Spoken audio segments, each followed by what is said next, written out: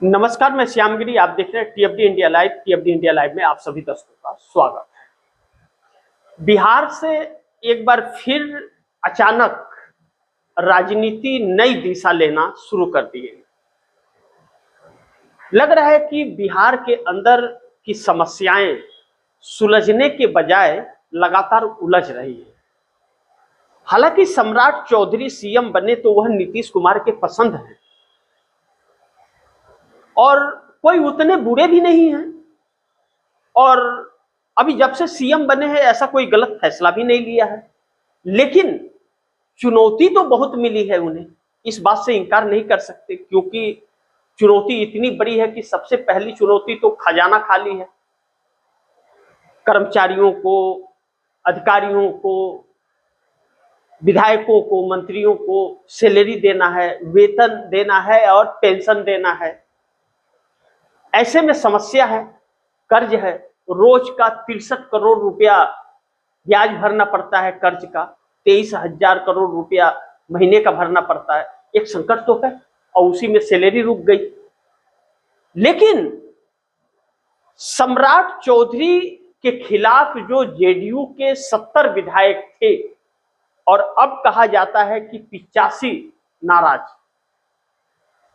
और भारतीय जनता पार्टी के अंदर से जो चर्चाओं में आ रहा है कि भारतीय जनता पार्टी के अंदर भी असहमति है सम्राट चौधरी को लेकर के, क्योंकि वह भाजपाई नहीं है। तो ऐसे में चुनौती बड़ी सम्राट चौधरी के सामने है, भले वह चाहे नीतीश कुमार के पसंदीदा हो। लेकिन जिस नीतीश कुमार के बेटे निशांत कुमार को सीएम बनाने की मांग हो रही थी, वह मना कर दिए और डिप्टी सीएम बनने से भी इनकार कर दिया निशांत कुमार ने। तो उस वक्त चर्चाएं आई थी कि निशांत कुमार ने यह मानकर, यह सोचकर इनकार किया क्योंकि नीतीश कुमार का अपमान की भारतीय जनता पार्टी ने, उन्हें चाय में मक्खी की तरह निकाल करके बाहर कर दिया। इसलिए नाराज हुए कि मैं ऐसी सरकार का हिस्सा नहीं बन सकता जिसने हमारे पिता का अपमान किया। तो अब जेडीयू कार्यालय में 3 दिन बाद निशांत कुमार आए। जिस दिन इस्तीफा दिए नीतीश कुमार, उसके बाद से वह कार्यालय में नहीं, यह सन्नाटा छाया रहा, ताला लटक गया रहा। अब निशांत कुमार कल शाम को आए और आज ऐलान हुआ है कि 20 तारीख को जेडीयू की बड़ी बैठक होगी। लेकिन जिन नेताओं के चेहरे पर मायूसी थी, उनके चेहरे पर थोड़ी परिवर्तन की लहर दिख रही है।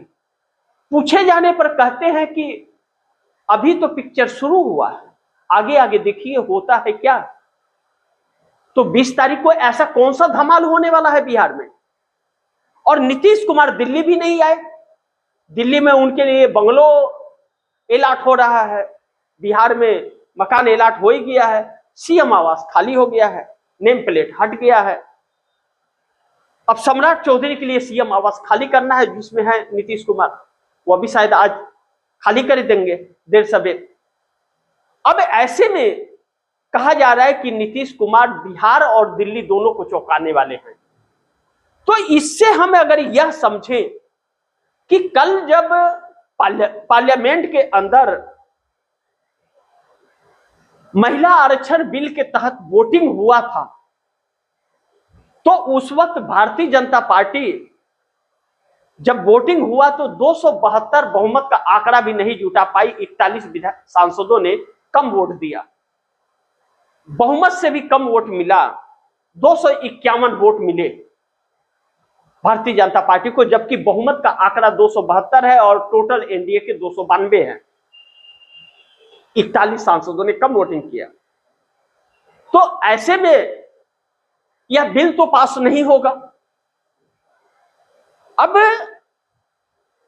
देर रात कल मोदी सरकार ने 2023 में पास किए गए महिला आरक्षण बिल को अचानक रातों रात नोटिफिकेशन जारी कर दिया कि हम उस बिल को लागू करते हैं। जबकि उस बिल को भी लागू करने के लिए जाति जनगणना और जनगणना परिसीमन यह सब कराना जरूरी है, यह सब कहा गया था सरकार द्वारा, लेकिन बिना कुछ किए अब इस पर भी बवंडर। यह जो बिल लेकर के आई संविधान संशोधन का, वह भी नहीं पास करा पाई क्योंकि इसके पास बहुमत नहीं है। उल्टा अपने सहयोगियों को फंसा दी, चंद्रबाबू नायडू को।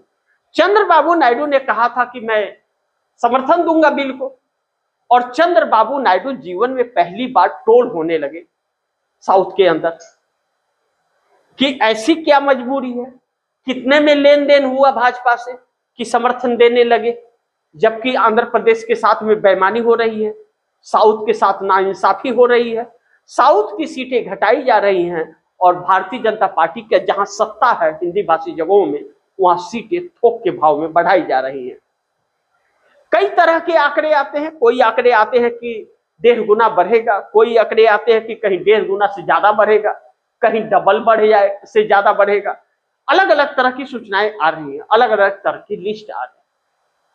लेकिन योगेंद्र यादव ने जो इसके ऊपर अपनी राय रखी है सीटों के गणित और भारतीय जनता पार्टी के मंशा पर, वह भारतीय जनता पार्टी के मंशा पर बहुत बड़ा सवाल खड़ा करता है। ऐसे में इंडिया गठबंधन के अंदर जब बैठक होती है और सभी दल 19 पार्टियां एक साथ होती हैं, 234 प्लस सांसद एक साथ, भारतीय जनता पार्टी की हवा टाइट हो जाती है। मोदी भी चौंकते हैं, भारतीय जनता पार्टी भी चौंकती है। ऐसे में अभी से कुछ पल पहले जब राहुल गांधी भाषण दे रहे थे तो उनको बोलने ही नहीं दिया जा रहा था सदन में, बार बार टोका जा रहा था। मतलब भारतीय जनता पार्टी के मन की बात कोई ना करे तो ये किसी को बोलने नहीं देगी। हमारे स्पीकर ओम बिरला साहब करे तो क्या करे, आगे कुआं तो पीछे खाई वाली परिस्थिति में है, करे तो क्या करे, है तो भाजपाई। आगे कुआं पीछे खाई है तो भाजपाई। अब ऐसे में लीडर ऑफ अपोजिशन बोले तो क्या बोले। लेकिन राहुल गांधी के बयान जो भाषण थे उनको रिकॉर्ड से निकाल दिया गया। यह भी एक इतिहास के पन्नों में दर्ज होगा। और अब जो साउथ के अंदर इसका बवाल छिड़ गया है वह बड़ी महत्वपूर्ण है कि एक बगावत वाली स्थिति आ गई है। अब जब डिलिमिटेशन बिल पास नहीं हुआ, विपक्ष ने साथ नहीं दिया, तो इसको किस तरह भुनाएगी भाजपा, और पिछला 2023 वाला नोटिफिकेशन निकल गया तो इसमें भी होगा बवाल, क्योंकि उसमें जो 33% आरक्षण दिया जाएगा, 543 सीटों में ही 33% आरक्षण होगा। ओबीसी को क्या होगा, SC ST को, दलित, अति पिछड़ा समाज और आदिवासी को, यह सरकार के लिए बड़ी मुश्किल और हो सकता है कि बहुत वोटरों को नाराज करने वाला हो सकता है। एक को अपने पक्ष में करने के चक्कर में 4 को अपने से दूर किया जा हो सकते हैं। नरेंद्र मोदी का समय कुछ अच्छा नहीं चल रहा है। ऐसे में चंद्रबाबू नायडू का क्या फैसला होगा यह वक्त बताएगा। लेकिन अब परिवर्तन की लहर निकल पड़ी है। एक सवाल बड़ी अहम उठ रहा है कि कल जिन 41 ने वोट नहीं किया वह 41 कौन है। अगर एनडीए के जो सांसद हैं मात्र 52 हैं, जबकि भारतीय जनता पार्टी के 240 और 52 एनडीए के सहयोगी दलों के, तब जाकर के 292 होता है। लेकिन 292 में 41 नहीं दिए, 251 हुआ। तो जो बहुमत के आंकड़े से भी कम आ गए, सामान्य बहुमत से भी कम आ गए, तो 41 लोगों ने नहीं दिया। तो वह कौन थे? एक तो पहले प्रधानमंत्री नरेंद्र मोदी ही थे जिन्होंने वोट नहीं किया, वह सदन में नहीं थे। तो 40, इसका मतलब 40 ने वोट नहीं किया। इसका साफ मतलब है कि चंद्रबाबू नायडू के 18 सांसदों ने वोट नहीं किया। इसका मतलब साफ है कि नीतीश कुमार के 12 सांसदों ने वोट नहीं किया, 30 हो गया। एकनाथ शिंदे के 7 ने नहीं किया, 37 हो गया। और जयंत चौधरी के 2 ने नहीं किया, 39 हो गया। और एक अनुप्रिया पटेल या देवी गौड़ा, कोई भी। लेकिन एनडीए के ही तो 40 लोगों ने नहीं किया, 41 लोगों ने वोट। ऐसे में क्या नीतीश नायडू समर्थन वापस ले लेंगे? यह एक बहुत अहम सवाल उठ खड़ा हुआ है। अब थोड़ा इंतजार करना पड़ेगा, देखना पड़ेगा कि अब सरकार के फैसले क्या होते हैं। चूंकि सरकार बहुत बुरी तरह से फंस गई है और अभी तो कुछ नहीं, पश्चिम बंगाल चुनाव के बाद इस सरकार जैसे बैकफुट पर आएगी जब लाखों की संख्या में लोगों के रोजगार जाएंगे और महंगाई कमर तोड़ देगी। क्योंकि ईरान इजराइल के युद्ध में जो कहर बरपा है कब तक बर्दाश्त करेंगे। चुनाव के मद्देनजर कुछ रोका गया, कुछ बढ़ाया गया है, लेकिन अब वक्त आ गया है कि 1 तारीख से वह महंगाई दर बढ़ जाएगी। हमारा देश जो कहते थे कि तीसरा विश्व का सबसे अर्थव्यवस्था वाला देश बन जाएगा, हमारा देश विकास कर रहा है, डंका बज रहा है, घंटा बज रहा है, क्या क्या हो रहा है भगवान जाने, ढोल बज रहा है, नगारा बज रहा है। IMF ने कल रिपोर्ट जारी किया है कि भारत 6ठे नंबर पर आ गया है। मतलब आप चौथे से 6ठे पर आ गए, फिर भी डंका बज रहा है। वही आज राहुल गांधी ने भी पार्लियामेंट में कहा कि इसकी टोपी उसके सर और उसकी टोपी उसके सर, जादू चल रहा है। तो स्पीकर ओम बिरला ने बोलने नहीं दिया और भारतीय जनता पार्टी के लोगों को मिर्ची लग गई।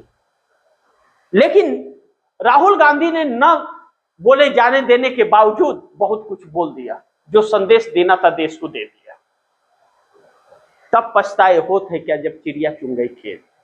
भारतीय जनता पार्टी सरकार भी फेल हो चुकी है, बैकफुट पर भी आ गई है। बार बार अपने को बताना पड़ रहा है भारतीय जनता पार्टी को कि नरेंद्र मोदी 140 करोड़ लोगों के प्रधानमंत्री हैं। बार बार बताना पड़ रहा है कि हम संविधान को मानते हैं, बार बार बताना पड़ रहा है कि हम देशभक्त हैं। वही लोग हैं जो 52 सालों तक इस देश का झंडा नहीं फहराए। अब नीतीश कुमार के फैसले पर देश की नजर है और चंद्रबाबू नायडू का क्या होगा फैसला इस पर भी। लेकिन यह बिल पास नहीं हुआ अगर, तो आने वाले सत्र में नरेंद्र मोदी के लिए बड़ी मुश्किलें हो सकती हैं और विश्वास प्रस्ताव का सामना करना पड़ सकता है। फिर उल्टी गिनती शुरू हो चुकी है। देखते हैं, इंतजार करते हैं कि क्या होता है। ऐसे में आप दर्शकों की क्या राय है, क्या सुझाव है, कमेंट बॉक्स में जरूर दीजिएगा। इस खबर को ज्यादा से ज्यादा शेयर कीजिए, अपने दोस्तों को भी कहिए आगे शेयर करें। और आपने अगर TFD इंडिया लाइव को सब्सक्राइब नहीं किया है तो सब्सक्राइब कर लीजिए। अपने दोस्तों को भी कहिएगा TFD इंडिया लाइव को सब्सक्राइब करें। मिलते हैं अगली खबर के साथ, तब तक के लिए नमस्कार।